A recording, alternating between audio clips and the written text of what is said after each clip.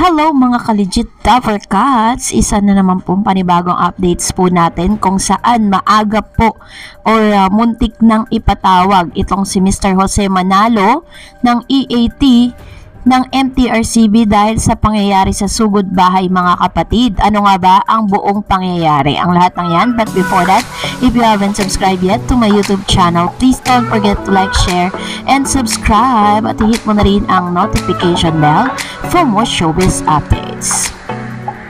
Yes, of course, bago tayo magsimula sa ating mga updates, nais ko po muna magpasalamat sa lahat po ng mga legit viewers, subscribers, at ang lahat po ng lagi pong nag-aabang at nakaantabay sa mga videos natin. Maraming salamat sa palagian ninyong panonood at pagtitiwala sa ating pong channel.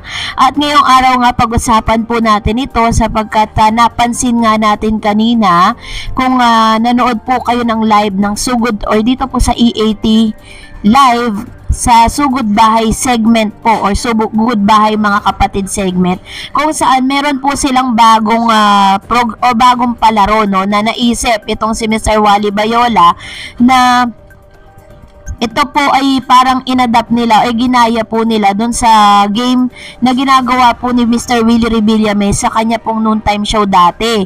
Yung Hep Hep Hooray. Ayan. So, siguro po nakapanood kayo kanina at di nyo napansin that while they are doing or playing that game, meron pong sinabi si Mr. Jose Manalo na ikinagulat ng lahat. Kasi, syempre, kapag po nandun na kayo sa peak na parang you are, nag-i-enjoy po lahat habang sila po ay ginagawa nila yung games na yon, no, na bagong pakulunga dito sa sugod bahay mga kapatid segment, ay hindi po namamalayan na meron pong mga nagaganap na buti na lang itong si Mr. Jose Manalo maagap kasi syempre ayaw na rin nila maulit yung violation po nila na kung saan pinatawag sila sa MTRCB.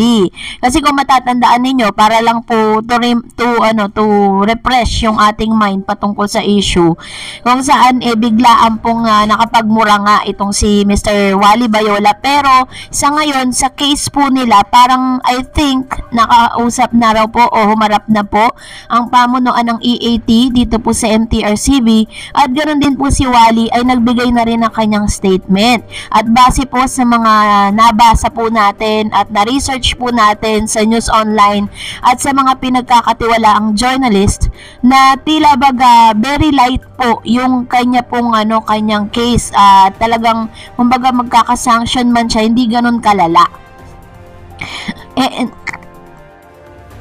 Ganda po kasi doon sa nangyari kay Wally, after niya pong nagawa yun, kinabukasan is nag-public apology siya, no? Inamin niya talaga na siya yun, hindi niya na kailangan magdahilan, hindi niya na kailangan pa na gumamit pa ng any circumstances na masasabing nag-trigger sa kanya para siya makapagmura ng live, no? Kasi syempre, kung iimbestigahan natin ito, marami po ang nagte-testify na maaaring si Wally ay nadapa, natulak, 'di ba? Kasi alam natin na doon po sa place na 'yon, sobrang dami ng tao, no? Kaya po talagang napasigaw siya at hindi niya alam na na-absorb ng kanyang microphone yung kanyang pagmumura at bigla namang kinat ito ni Jose. But this time, kakaiba naman po yung nangyari kasi habang sila ay nagkakasiyahan, syempre, habang lahat ay gustong manalo dahil may papremyo kahit gaano pa kaliit yan, ang mahalaga, may money involved, talagang talagang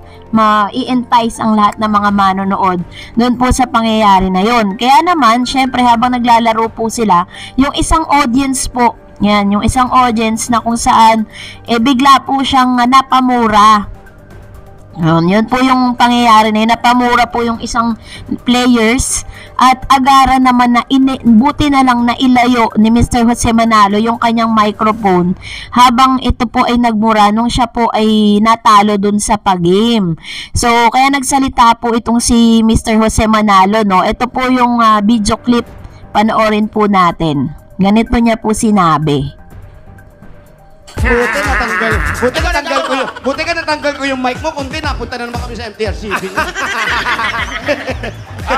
Kaya talagang alam mo minsan mahirap talaga yung live eh. Mahirap yung nagla-live kayo kasi may mga ano diyan eh, may mga hindi sinasadyang pangyayari. At kapag naka-live ka, ano yan, hindi mo na yan may edit out mo siya kapag po chinap-chap mo yung live. Katulad ng ginagawa ng EAT at ng ilan sa mga noontime shows, chinachap-chap nila yung or in-edit out nila yung mga hindi dapat mapanood. But this time, talaga nag-iingat na po sila, 'di ba? So maganda naman yung ginawa nitong si Mr. Jose Manalo, yung sa kanyang pagiging maagap kasi kailangan talaga yung may tinatawag kang presence of mind kapag po naka-live. Ayun. Yun po yung isa sa mga talagang nabigla ang lahat. So, salamat po. At narito naman ang ilan sa mga komento po ninyo patungkol po sa ating pong last update. Magbasa tayo at mag-react tayo sa inyong mga komento, guys. Ayan. So, unahin natin ang komento mula kay Mr. Marvin Martinez, 5656, sabi niya kahit anong ipukol nila sa TVJ, ang taong bayan ang nakakaalam kung sino ang number 1. Hindi mapapabagsak since 1979 up to now. In public, congratulations TVJ sa TV5, deserve ang award, and to the TV5 Best TV Station Program of the Year GMA.